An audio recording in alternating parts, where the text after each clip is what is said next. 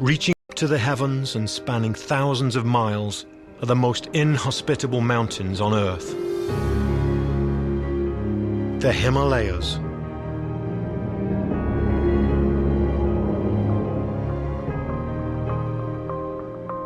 But this frozen fortress sustains a remarkable array of life. Mighty, mysterious, and seemingly mythical animals make this daunting landscape their home. The land provides for people too, bestowing sacred gifts for the body and mind. Towering above them all are the Himalayas, making an indelible mark on everything in their shape.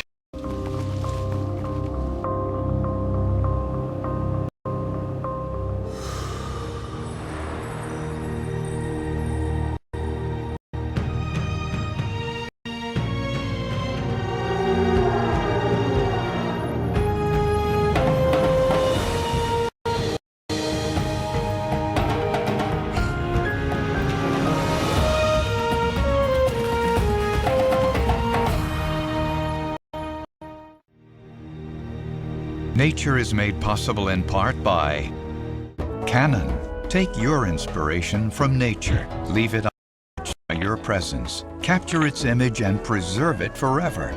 Canon, living and working together to appreciate today and care for tomorrow. Additional funding provided by the Lillian Goldman Charitable Trust, the Philemon M. D'Agostino Foundation, the Corporation for Public Broadcasting, and by contributions to your PBS station from viewers like you. Thank you.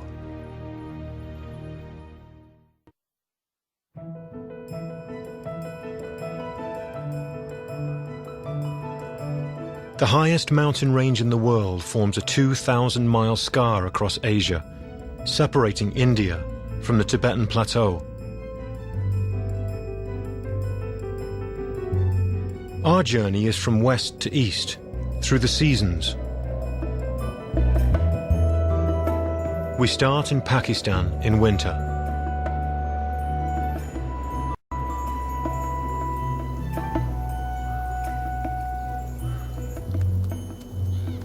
The Karakoram Range at the western end of the Himalayas is a world of golden eagles, snow leopards, markhors, bears, foxes and wolves.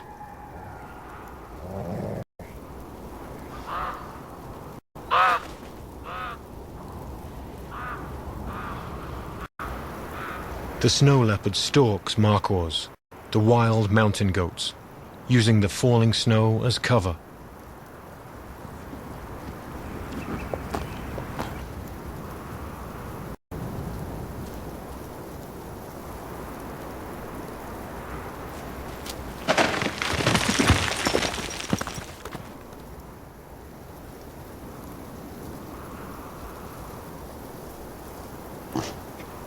At this altitude and in winter, nothing is easy.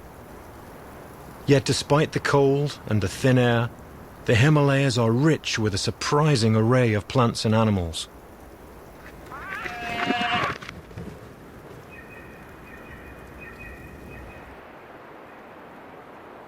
The snow leopard has a fully grown cub. Families will stay together longer than any other cat. It's tough up here to make it alone.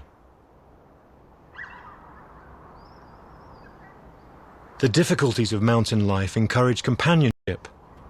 The wolves work together, searching for frozen bodies under the snow.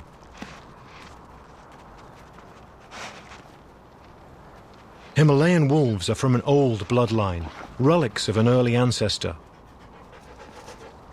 Maybe this was the wolf's first home. The bonds within the pack, and the mountain toughness perhaps, helped them to spread over half the world. Domestic dogs came from Asian wolves, so perhaps they too are a gift from the Himalayas. Is our companion on the hearthrug with us, a consequence of an ancient lesson learned in these mountains.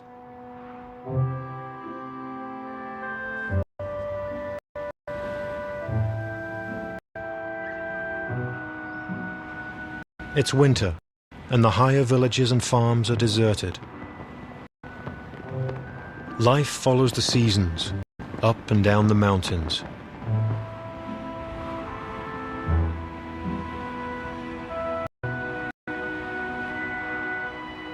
Until recently, our presence hardly registered at all on the biggest scar on the planet's surface.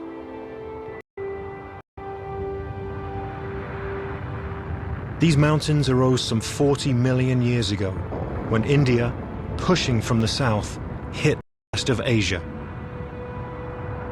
The land had nowhere to go but up. The folds reached over 5 miles high. The Himalayas are a massive crumple zone, reaching out of the air towards space.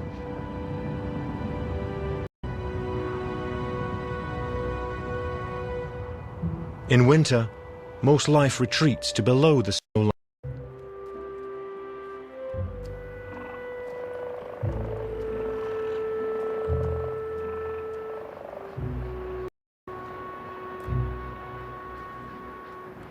Snow leopards aren't really leopards at all. The most recent DNA evidence indicates their closest relatives are tigers.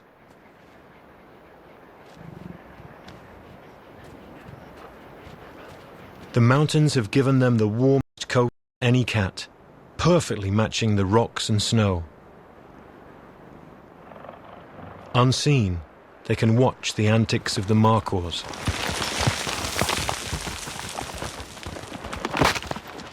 The markhors breed in winter. Males try to throw their rivals off cliffs.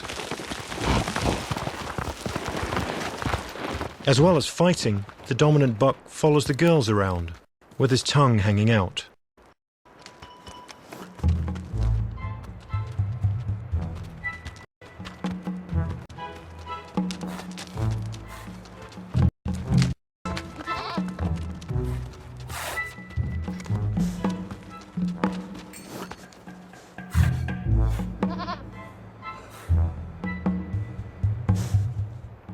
It's a distracting time for the does.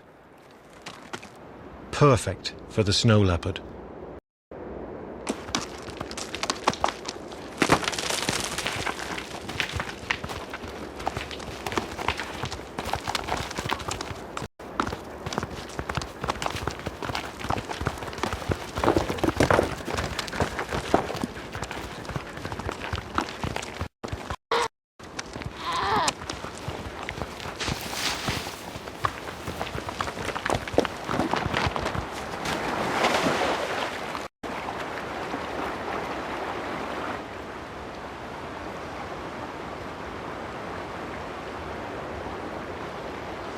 The mark appears around the corner. The snow leopard seems more puzzled than anything else.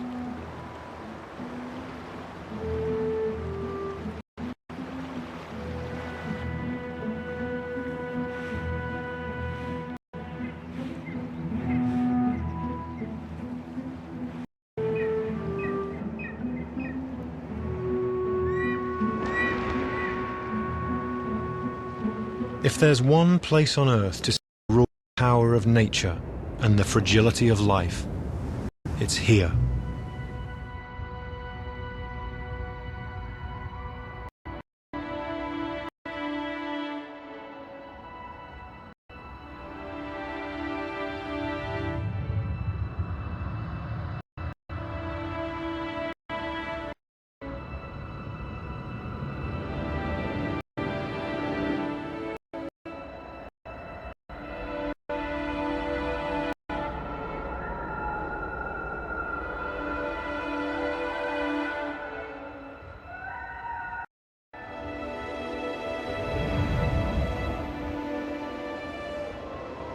Later, at night, the snow leopard revisits the place where the markhor leapt for freedom.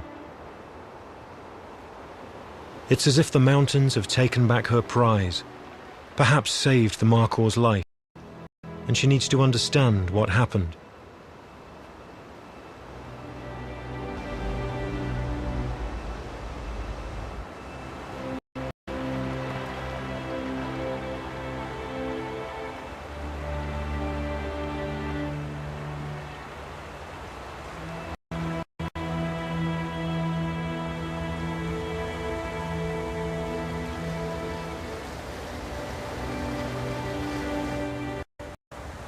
In the bleak landscape, we find curiosity, caring families, companionship, and hope.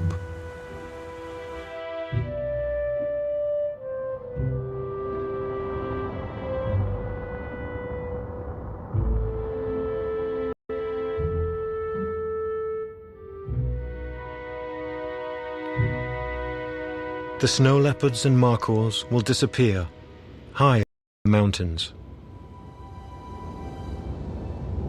We too must look beyond the valleys to understand the extraordinary forces that rule the Himalayas.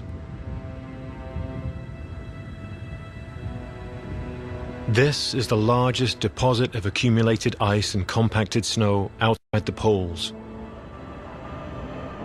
Thousands of cubic miles of ice slide very slowly down the mountains as glaciers.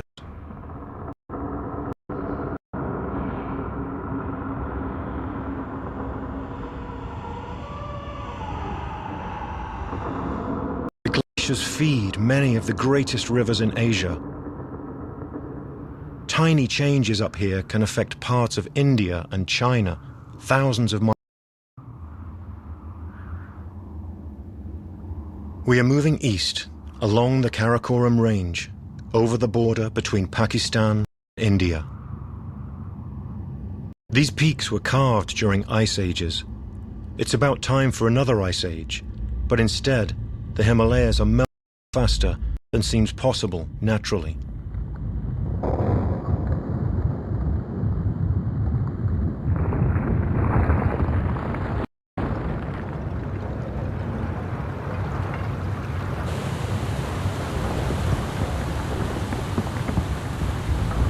As the glaciers descend and melt, water pours into crevasses and carves tunnels inside the ice.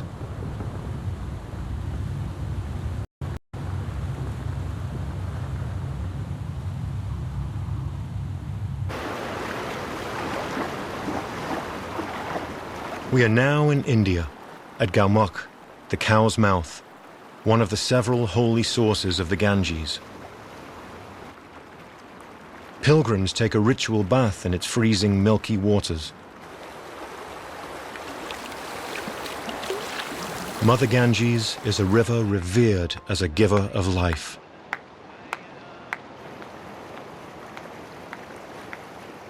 During March and April, temples shed their winter isolation. Villagers and farmers return. Images of animals are everywhere, emerging from a frozen winter into spring.